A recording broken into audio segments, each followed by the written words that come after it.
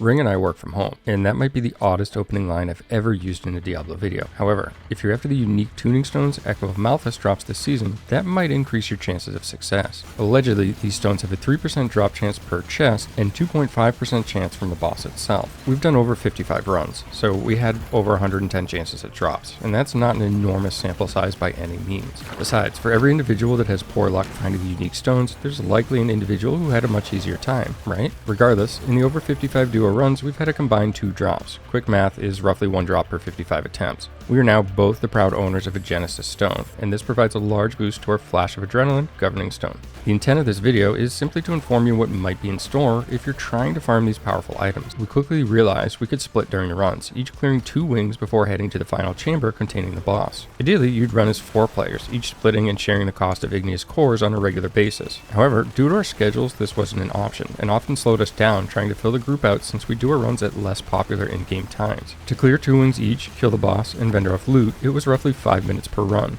You can cut that time roughly in half if using 4 players, or double it if you're someone who prefers to solo.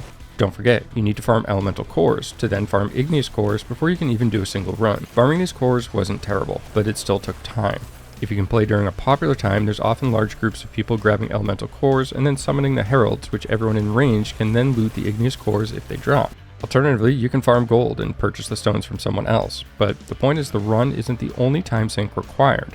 Overall, we're talking hours. Many hours. And that's why working from home was such a benefit. The ability to farm on breaks, the lack of a commute, and the convenience of sending a Discord message and quickly popping online to knock out a few runs when possible was huge. Regardless, this was soul crushing for both of us. For me, it is without a doubt the worst memory in any ARPG to date, and we're both still in need of the Evernight stone. I can't help but feel like a system like Fields of Hatred has, where you earn tokens which can be exchanged for rewards, would have been more consistent and just better.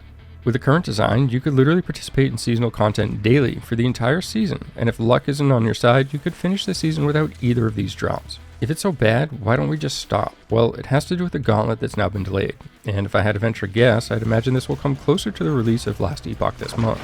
This gauntlet will feature leaderboards for the first time in Diablo 4, and having an interest in them, we want our characters to be as well equipped as possible. Whether you choose to farm the unique stones or not, just be aware it could range from being incredibly quick with just a single run to get them both, or you may never get either after many hours.